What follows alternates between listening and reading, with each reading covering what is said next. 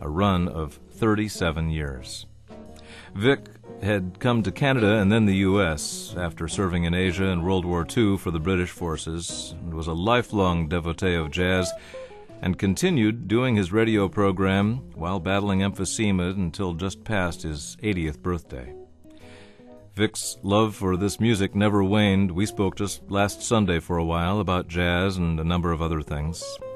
He stayed in touch with his many friends and was known for emailing jokes to them constantly. You'd see that familiar Hall of Bop email address turn up. This past Monday, Vic was going for a routine doctor's visit, being taken by visiting friends, Brian and Freddie Thomas, when he weakened and passed away later that day. He was sure one of a kind, and a lot of people are going to miss Vic a lot. We'll reminisce with Brian Thomas, and we'll hear some of Vic's favorites, as well as excerpts from that final Sound of Jazz program from July of last year. In these next couple of hours, here on the station that brought you his program all of those years, WUSF 89.7. Stick around.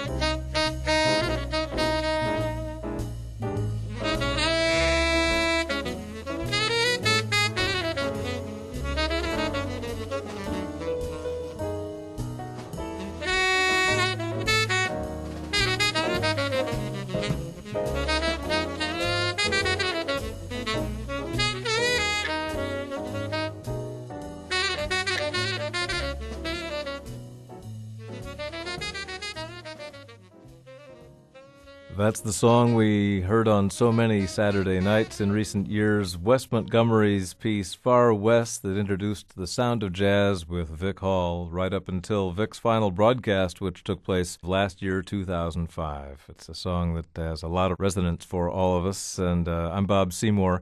Glad you're here tonight on Saturday Night Jazz on WUSF. It's a memorial edition of the Sound of Jazz. Vic Hall hung up the headphones after 37 years of the program last year and passed away just several days ago. A good friend of this radio station and the jazz community locally and really throughout the world. And I welcome tonight Vic's close friend and a man you know from his many appearances as Vic's guest when he was in the country a couple of 3 times each year for many years. Brian Thomas is visiting tonight as we reminisce about Vic and play some of his favorite music. Brian, I'm so glad you could come. Hello, Bob. I'm very glad I could make it. I had actually been thinking just the last couple of weeks as you've been visiting that for old time's sake, we ought to have you by to play some records together anyway on a Saturday night, because Vic's listeners over the years you'd become a familiar friend on the radio and your excellent taste in music. And here Vic passed away, as I say, just several days ago. So I'm glad you could be here to reminisce about your old friend. How far back did you two actually go? I think I met him in 1978. He came to England. His native country, of course. Yeah. And we were at a record sale in Wembley, which you may have heard of. It's where England play their football matches, soccer matches to you. And we had a record sale there. We were introduced by a mutual friend, Brian Davis. And we got talking, and he invited us to come and visit him when we next came to... Well, at that stage we hadn't been here, but we've been here at least once, probably twice every year since. Mm-hmm. It's always a pleasure to see you. You happened to be here at the time of Vic's passing. He kept his strong interest in jazz and what he knew as the musical truth right through all of his life, as he often said, from age 13, and really Until this week, it was a passion every day, wasn't it? He told me that he used to listen to outside broadcasts from the US on shortwave when he was 12, 13 years old. He had it under the bedclothes. And nobody knew he was listening until the early hours of the morning because of the time difference. Mm-hmm. That would have been swing era big band broadcasts. Yeah, Benny Goodman, Artie Shaw, people like that. He grew out of them afterwards, but until Benny Goodman got What Earl Grey, of course. Mm-hmm. But when bebop came along, there was no looking back for Vic Hall. That and the big bands of the 1940s. Mm-hmm. Well, we'll hear some of those favorites of his as we go along tonight. Certainly some Stan Kenton and many more. But the one musician who stood out above all for Vic Hall would have been Charlie Parker. Let's open with Bird's great Yardbird Suite.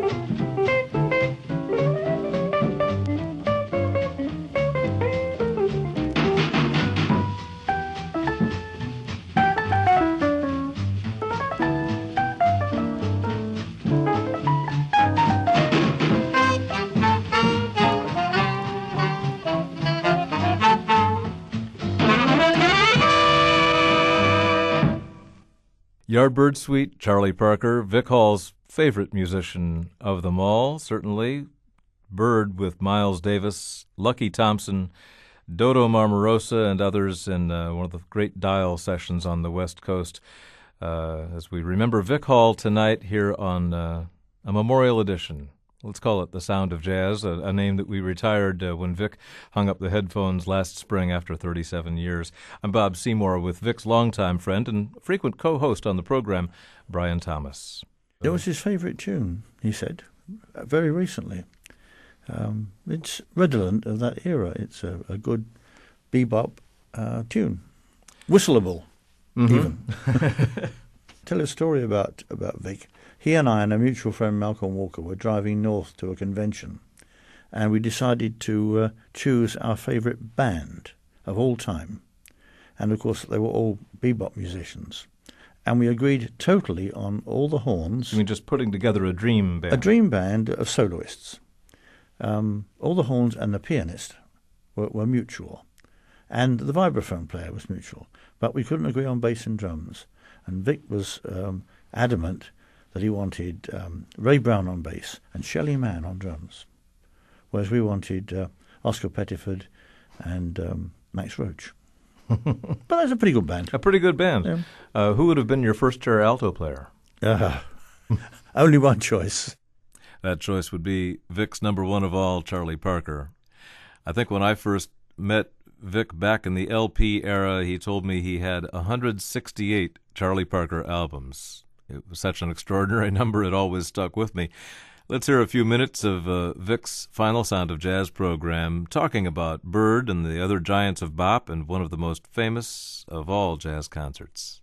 We're going to hear a concert. We're going to hear a tune from a concert I attended at Massey Hall in Toronto, Canada, in May of 1953, which featured the 5 principal exponents of bebop at that time: Charlie Parker, Dizzy Gillespie, Bud Powell, Charles Mingus, and Max Roach. Now, they tried to get Oscar Pettiford. That was their first choice as bass player, but he declined, and so they got Mingus.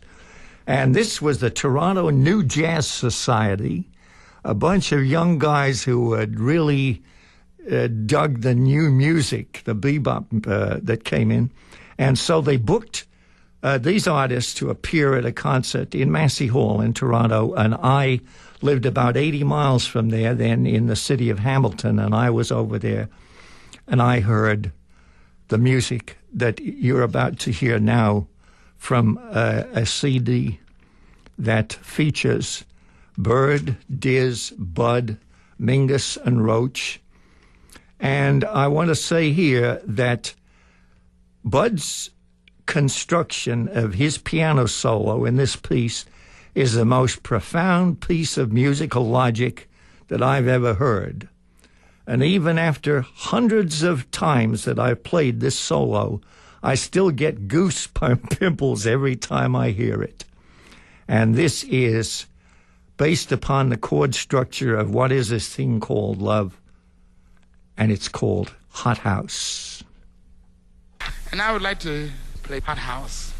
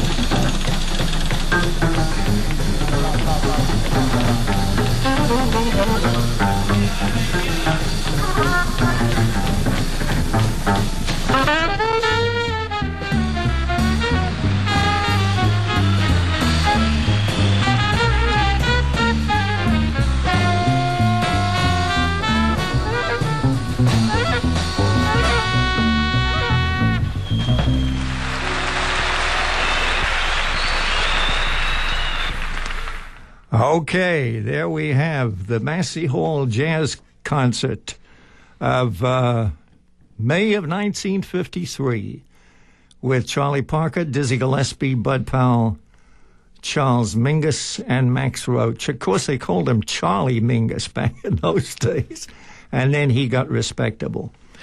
And Hot House, a Tad Dameron composition. 52 years and a month ago, where were you? Well, we know where you were that night. I was in that. Did you have a good seat? A third row back. In this cavernous auditorium, and most of the music went up over my head, and I heard it better when I finally got the record several years later. There was actually a book just a couple of years ago published about that one concert. Yeah, I wrote a review of it. Just that one concert. It was a landmark, really. It's the first time that those guys had all come together at one place to play together. You were living historic at that time in Ontario and made the trip into Toronto, as you say. Tell me about the time that you actually encountered the great Charlie Parker. Was it at the Three Deuces? It was at the Three Deuces. In New York? Yes, I was. I drove down from Hamilton, Ontario, where I was living, down to make a pilgrimage to 52nd Street, where all of the new music was happening, the bebop. And lo and behold, Charlie Parker and his quintet was playing at the Three Deuces on 52nd Street. He had Miles Davis on trumpet, Duke Jordan on piano, Tommy Potter on bass, and Max Roach on drums, and I opened and closed the joint for the entire week of their engagement. They were there for 2 weeks, I believe. And I nursed an 85-cent beer at the end of the bar. I couldn't afford the $2.50 cover charge. But between sets, I had to meet this incredible musician. The force, the physical force of whose playing was just so unbelievable. It struck you like it was a blow. I was 10 feet from the bell of Bird's horn, and I've never had an experience like this in my life before, because the intensity and the pure projection of his playing was like nothing I'd ever heard. And when he went backstage into this little narrow hallway, I went back there, and he was leaning up against the wall, and I said, "Mr. Parker, I think you're the greatest jazz musician in the world." And he said, "Yeah, got a light?" And he was holding this funny-looking cigarette. And I was quite young then. I had no idea what it was, and found out later. And I, sure enough, was a smoker in those days and paying for it today. And I lit his reefer, and that was my encounter with one of the greatest jazz musicians of all time. More later from Vic's farewell show from the summer of last year here on WUSF 89.7. We went 4.5 hours that night with Vic Hall's favorites and some good stories. Vic passed away last Monday. He met many of the jazz artists whose work he treasured, and he became friends with a number of them, among them Idris Suleiman from St. Petersburg, whose career was largely in Europe, and whom we'll hear shortly as part of the Clark Boland Big Band, and Nat Adderley. Nat and Cannonball both were born in Tampa, and Nat lived in Lakeland for many years and would come by USF and WUSF from time to time. The opening song on Vic's farewell program, as a matter of fact, was by Cannonball Adderley with Nat in the band at the famed Lighthouse on the West Coast. And it was a song Vic liked, as introduced here by Cannonball Adderley. This next one is kind of cute, we think. We think it's pretty. It was written by Frank Rossellino, and it's a little waltz. It's called Blue Daniel.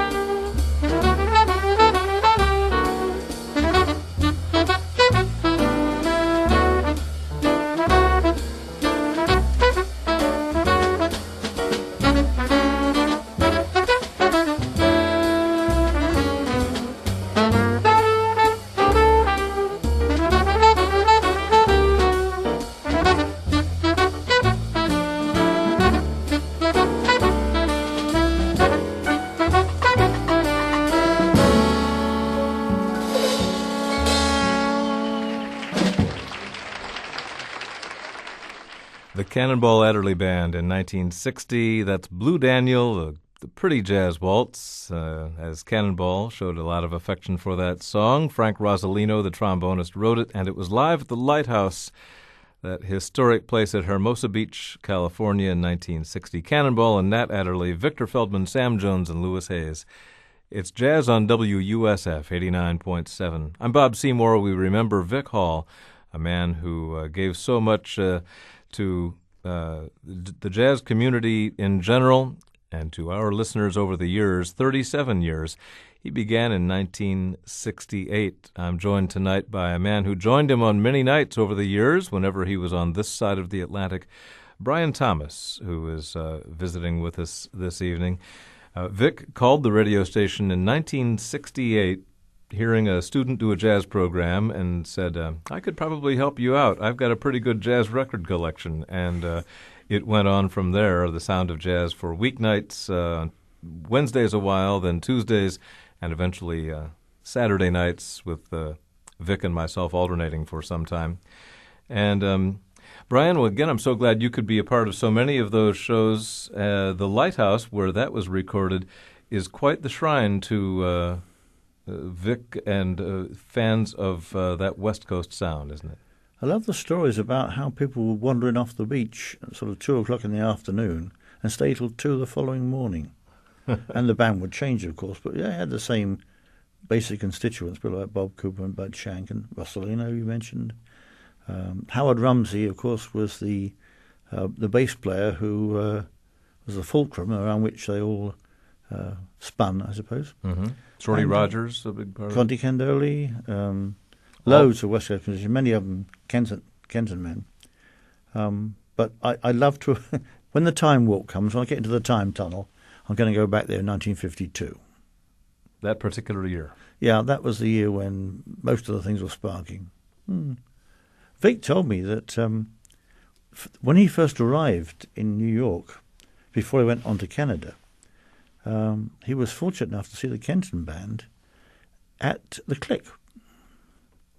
Well, I thought the Click was in Philadelphia, but that's where he said it was. Perhaps it was the Commodore. It was certainly the Kenton Band in 1948. So we're talking in the latter 40s, just after the war years. Well, when he arrived by boat, I think. No, he flew in. That's right, via Gander. Quite an adventure that was too. Mm-hmm. But he stayed about a week in New York. Met Ross Russell of Dial Records. Uh-huh. Ross gave him some records. Somebody sat on at a party. Never got through. But from that time, he regarded Kenton as the band. Uh-huh. And you guys really shared that, and actually went to a number of the Kenton big band parties in later years together. Starting in 1990, I think it was, Ken Poston organised things on the West Coast with many of the original Kenton musicians at that time, and that was quite an event too. Very enjoyable. He was a Kenton man through and through, and we'll hear in a minute Vic reminiscing about Stan coming over to the house from his final broadcast. But here is one of his. Would you say this was a particular favorite tune? At one time, this was his favourite Kenton record, Unison Riff.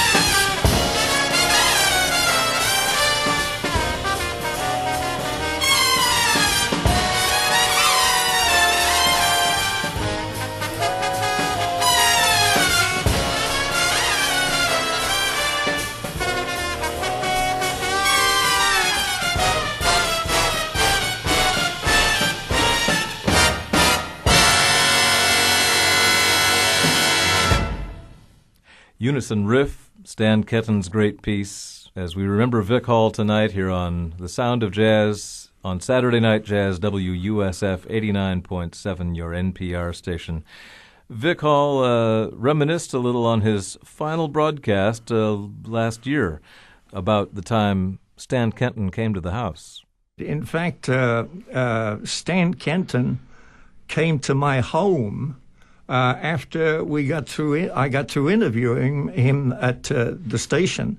And I asked him where he'd like to go next because he didn't have a rental car or anything. And he said, I said, where would you like to go from here? You want to go to where he was playing? And he said, oh, no. He said, I have no plans. He said, why don't we go to your place? Is that right? And so we did. We ended up in Temple Terrace at my home at that time. And my wife, who considered jazz to be the other woman, really, the jazz was the rival for her, for my affections, and she really didn't care for it very much. But when Stan hopped out of the car and went up to the front door and knocked, and I was dragging a little because I knew I was going to get a tirade about this. And she opened the door and he said, May, what's it like being married to this jazz nut? And she just fell apart right there. And he came in. He said, I'm a bit tired. Do you mind if I lay on your couch? And I said, yeah, can I play you some music? And he said, yeah, but not mine.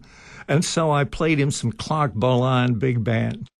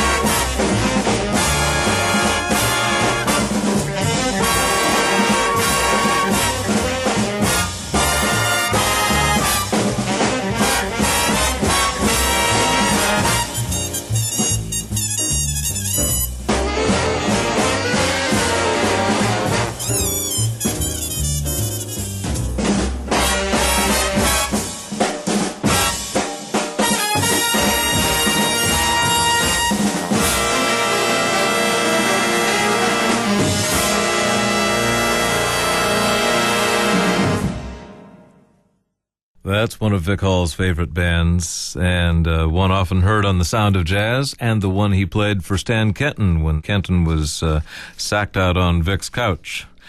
The Clark Boland Big Band from Europe, led by Kenny Clark and Francis Boland, and featuring the soloists. The first soloist on that piece, called Old Stuff, was St. Petersburg's own Idris Suleiman on trumpet, then Benny Bailey trumpet, Derek Humble, and Billy Mitchell. The Clark Boland Big Band from a disc called Handle with Care. Music that was hard to find in this country, or deserving artists from abroad who were quite obscure here were kind of a specialty. Long before the internet made these things easier, Vic Hall was in touch with jazz aficionados around the world, swapping recordings and information about the players. And we, his listeners, got the benefit of that from the 1960s until just last year. We're remembering Vic Hall, who hosted The Sound of Jazz for so many years, here on WUSF 89.7, Tampa, St. Petersburg, and Sarasota, your NPR station, a service of the University of South Florida. And we'll have another excerpt or two from Vic's final program from last year. Here's one of his favorites. Here's a ballad from Stan Getz, along with Oscar Peterson, Herb Ellis, Ray Brown, and Connie Kay.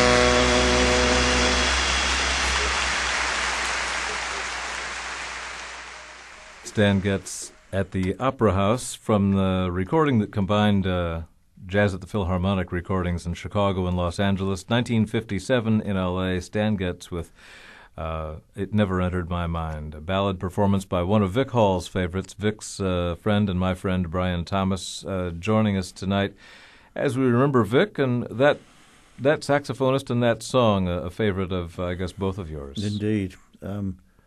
I think that Getz at his very best, one of his funniest pieces. Mm-hmm. Very sensitive, very melodic. True Stan Getz. I know Vic was a big fan, too, of the later Getz, the live sessions at the Montmartre in Copenhagen with Kenny Barron in the band and some of Stan's later years. Remarkable recordings in that he was within a few months of dying, but still played with a lot of spirit and heart. You have come over here and traveled with Vic and so on, and as we've mentioned, sat in on the Sound of Jazz a number of times, Brian. But Vic was, of course, from England originally and would occasionally come your way too. Yes, I remember one year, I think it was 1981, when he came for 3 weeks, and he reckoned it rained every day. I swear that one day it didn't rain. And we mentioned earlier that Vic was a huge part of the IAJRC, a big part of his life for many years, the Jazz Record Collectors. And there was one time, and I'm sure you must have been here for it, when it was the annual convention was held in Tampa. Yes, I was here for that. Remember it very well. In fact, we had the germ of an idea then to have a convention in England. And the following year, I think it was, I put this to the meeting in Boston, and Vic was instrumental in organising it. He came to England.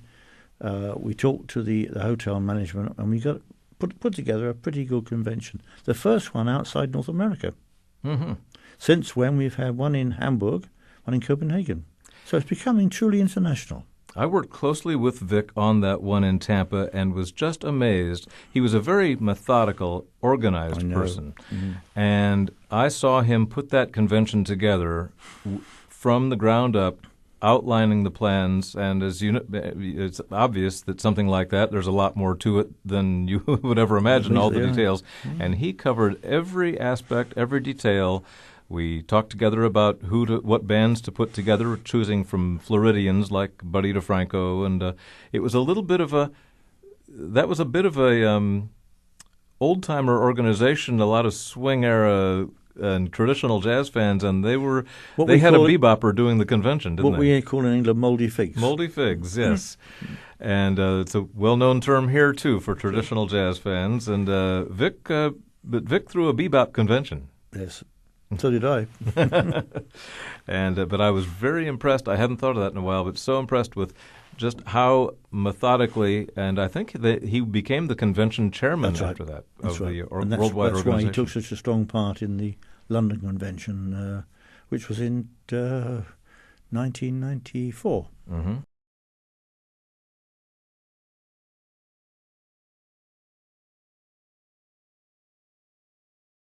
It was through the IAJRC that Vic produced some recordings, including one of a collection of things by one of his favorites, as we've mentioned, Tubby Hayes.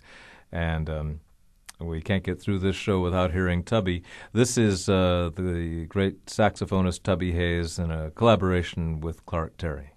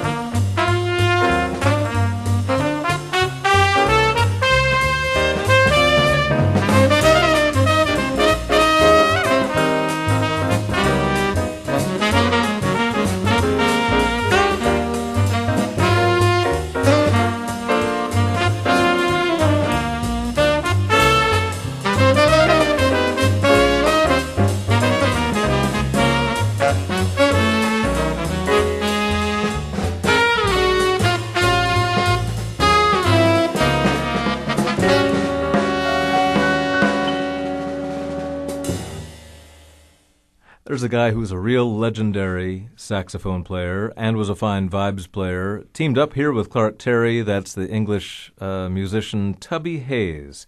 And one guy who was the Tubby Hayes Admiration Society and one of the most knowledgeable fans and people in the world about Tubby was Vic Hall, who we're remembering tonight. Vic passed away early this week. He was Sound of Jazz host for 37 years here on WUSF 89.7 Tampa, St. Petersburg, Sarasota. I'm Bob Seymour. Brian Thomas is spending some time with us this evening. He spent a great deal of time with Vic on his visits from England, and many times would come in as co-hosts. Their tastes were pretty parallel in the music, don't you think? Very much so, yes.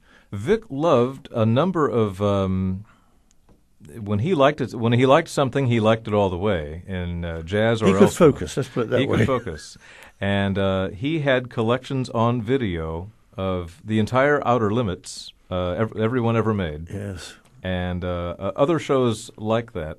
And there were other shows. If his, it was one of the things. If his show was on, and the nightly news was another thing, you didn't call during that half hour. 5:30 to 6, as I recall. Yeah.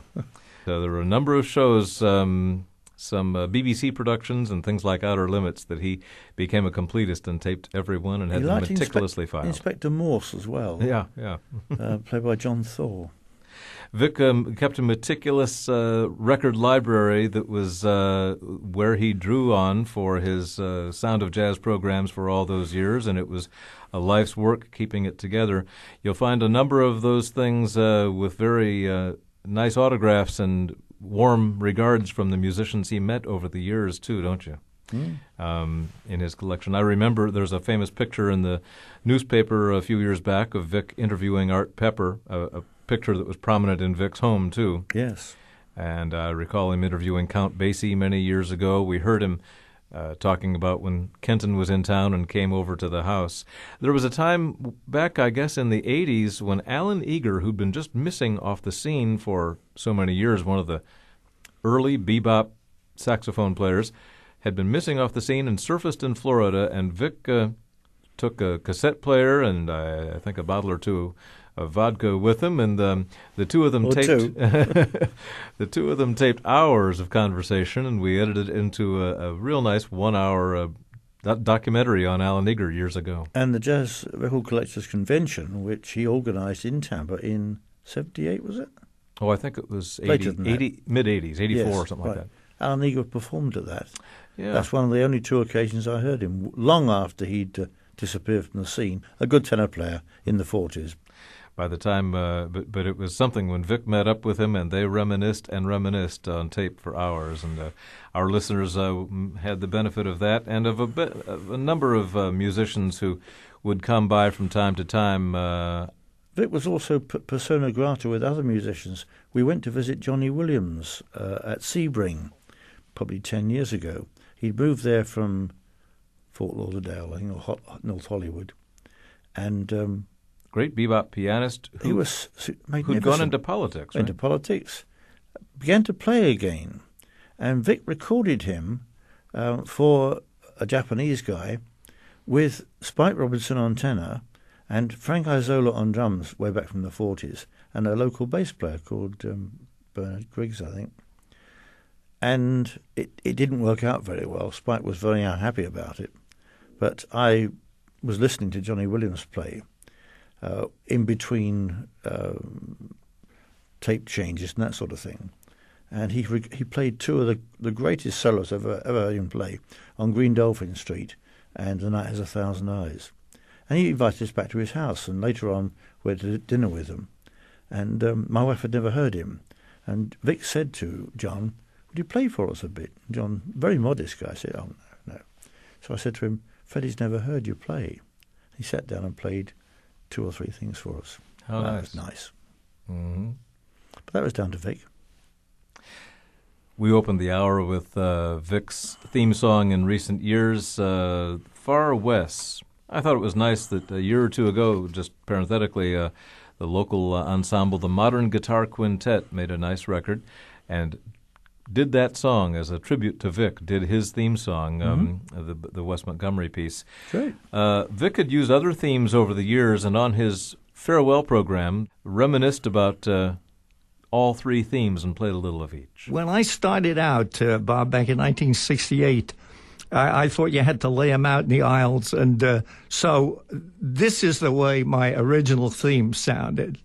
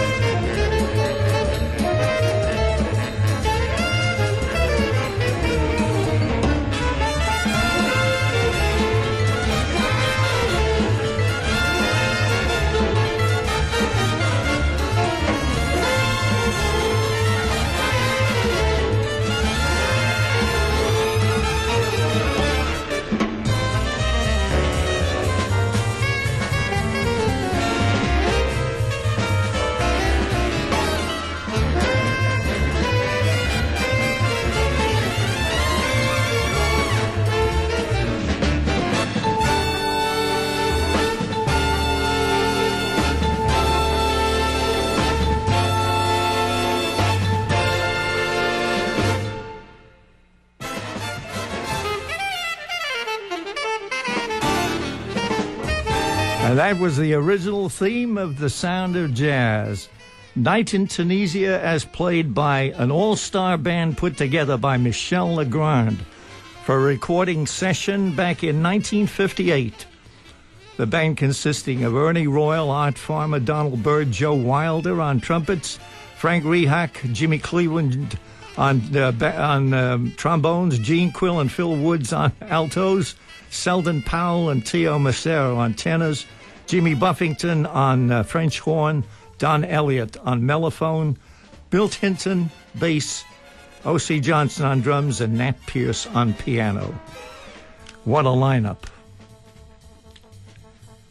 From there, we went to Stan Kenton and a solo-less composition of the great Willis Holman, Theme and Variations.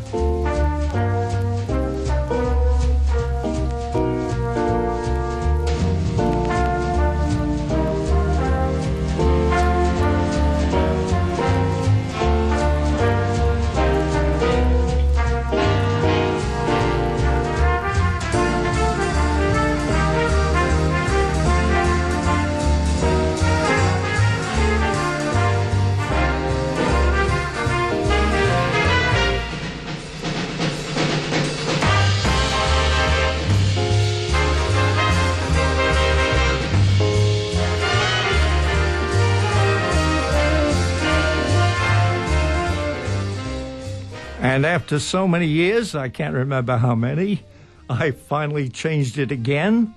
And this was the next one before the one that we currently hear, which is Far West by Wes Montgomery. And it was Maynard Ferguson and In Retrospect.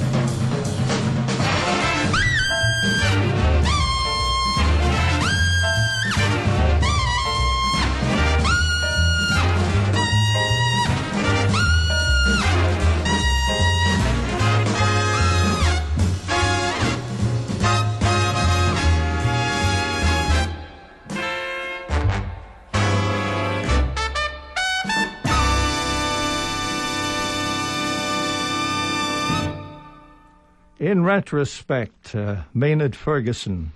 So that is kind of a retrospective of the themes that I used over the years during that period of time that I hosted this program. The Maynard Ferguson is where I come in the history of the sound of jazz, but I'm not sure I've ever heard the whole piece before, even though it's only 3 minutes or so. That's right. Yeah. That really takes me back hearing that familiar Maynard that I always think of as the sound of jazz theme in those years. Yeah, great.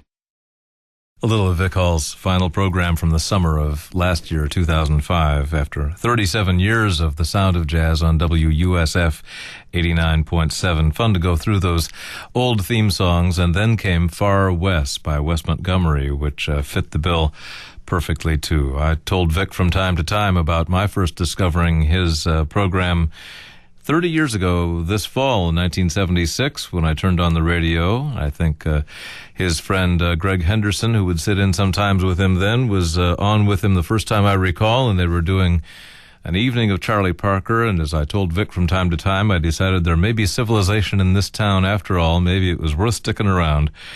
And it was such a pleasure to know him here as a colleague at WUSF, and for that matter, as a close neighbor for many years. And we remember Vic tonight. He passed away early this past week. This is a band that Vic Hall really championed over the last several years. Carl Saunders, the trumpet player, and his bebop big band. As a matter of fact, Vic's feelings, the write-up he wrote was used in the promotional campaign by the company. I still have the clipping inside the CD of Vic's quote saying, "Not only is the band personnel a who's who of the best contemporary West Coast jazz musicians ever assembled in one studio, but the second vital element, the music played, is the most interesting mix of composition and orchestration for a jazz orchestra I've heard in many a year." Here's the Brazilian piece by Ivan Lins, his Love Dance, as played by Carl Saunders and the big band.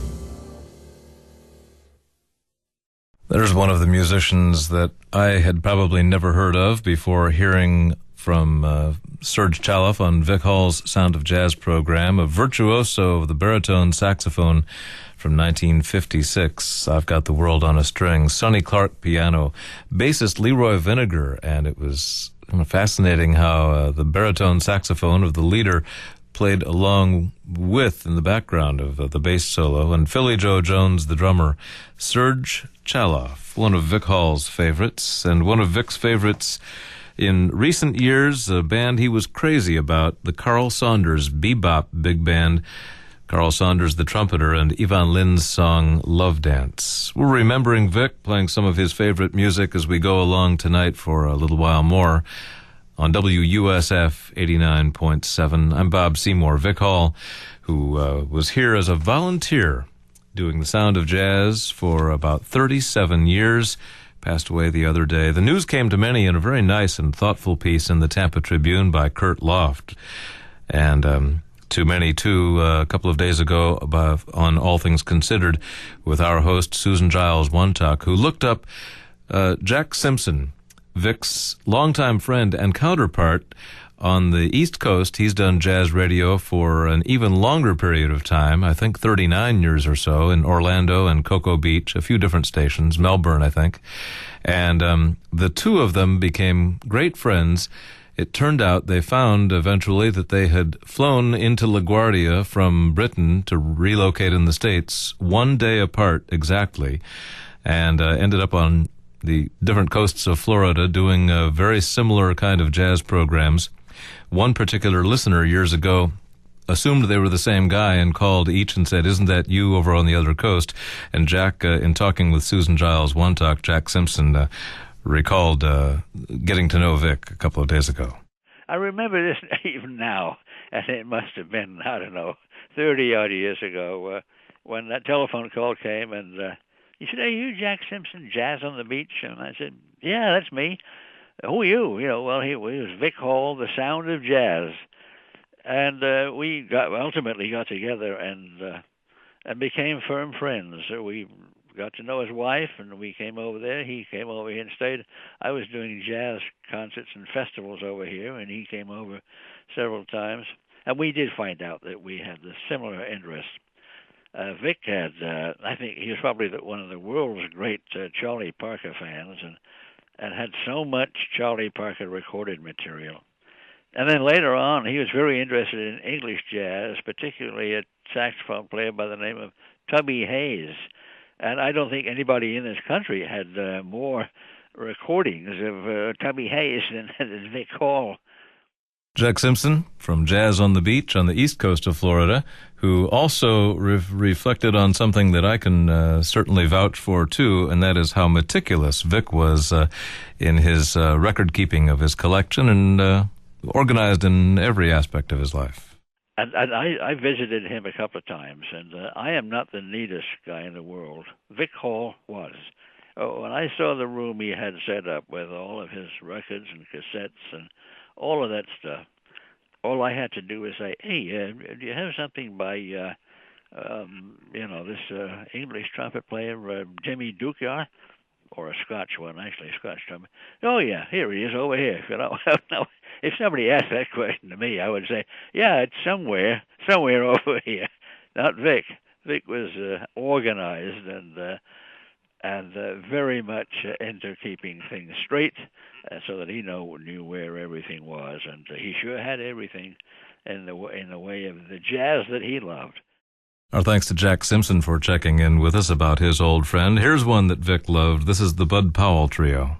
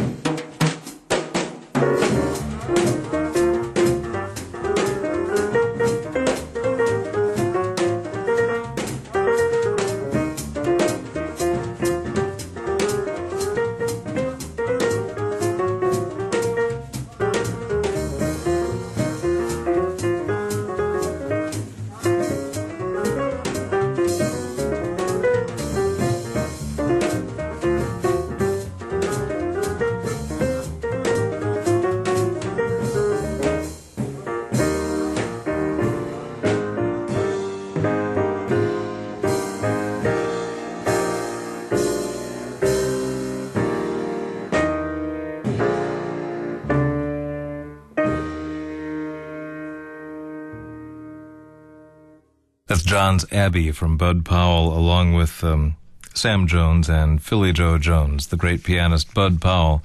It's Saturday Night Jazz on WUSF 89.7.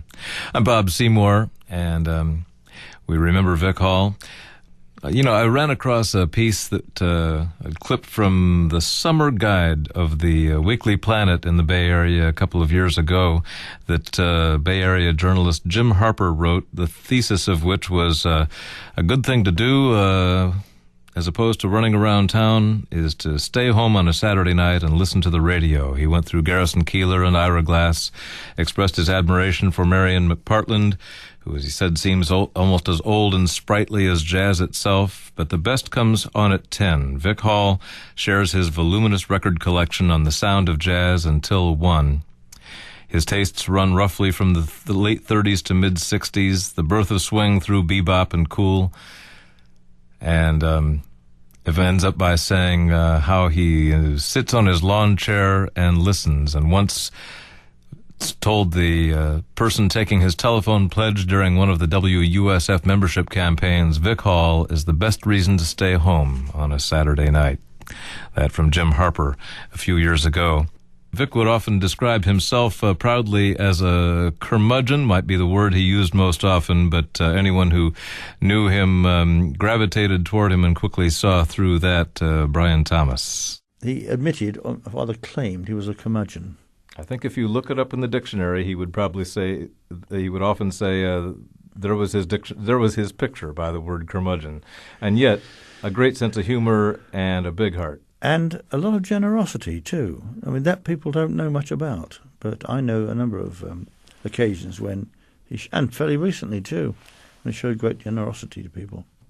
You guys traveled quite a bit together on jazz we jazz did. Trips and others. In that old Buick of his. Remember that? Yeah. We had a number of adventures. On one occasion, he was taking his wife and a load of records to sell at this convention, and we were travelling behind him in a car, my wife, myself, my son, and Malcolm Walker, we mentioned before, and we had a small difficulty with a rock on the Blue Ridge Parkway, and we ended up in the middle of the road, and he came back up the mountainside, picked us up, and we all got into his car with our luggage. So there were 6 of us, all of his records and the luggage in the car, all the way to Winston-Salem. It was fun. Mm-hmm. He always claimed he was going to cut down that record collection, and yet I was in his home just several days ago, and there were CDs in transit, different labels from. Yes, what he did, he took out the LPs and replaced them by CDs. Yeah, he didn't cut down very much. No. I remember Vic mentioning from time to time he didn't take it for granted. I think everybody does from time to time. You enjoy great jazz, and occasionally it dawns on even hardcore jazz fans just what we're hearing, and how amazing it is, and how musicians who've never met before but speak a common language can make magic happen by saying a couple of words and they are all on the same page. He was very aware that we're fortunate to be present on those nights when they hit highs, because you can't expect anybody to be on form every night. So you might go on one occasion when the guy's feeling pretty low.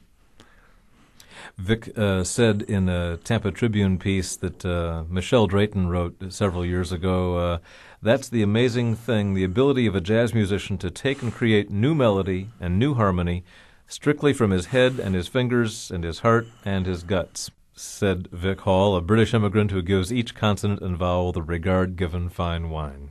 Great. He loved that. Brian, I'm so glad that it worked out for you to be here at a time like this, here in the States, I mean, and to be able to come by our studios, too. I know you're off soon back to England, but I hope you'll come. You have an open invitation to come back and play some music and reminisce anytime. I'm glad I could be here and to pay tribute to Vic, who I liked a lot.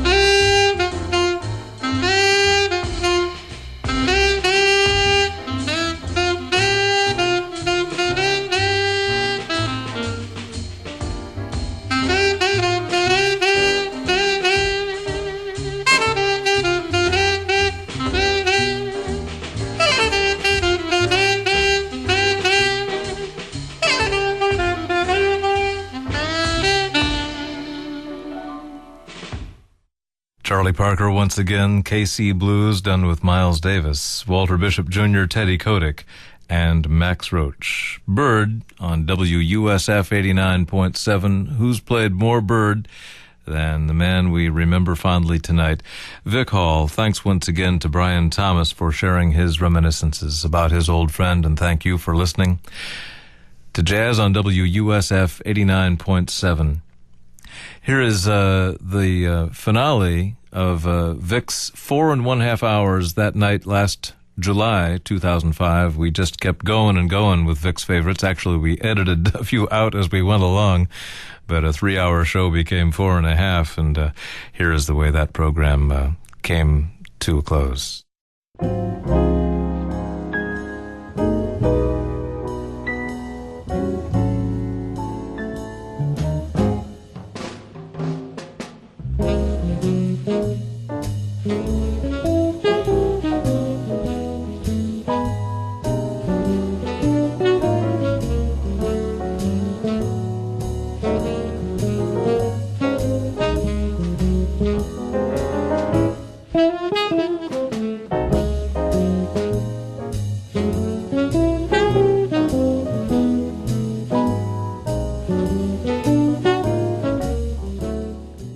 Well, Bob, that kind of wraps it for this farewell edition of The Sound of Jazz. It's been a memorable trip for me, half a lifetime almost. 37 years out of 80. That's about right. I want to thank you, my friend, my dear friend, for all of the support that you've given me over the years. The freedom that you've allowed me to express my love for this music for all this period of time, and with no limitations whatsoever. Complete and total freedom, just as that of a jazz musician. As I say, it's been a wonderful experience, and keep doing what you're doing to keep jazz alive here on WUSF.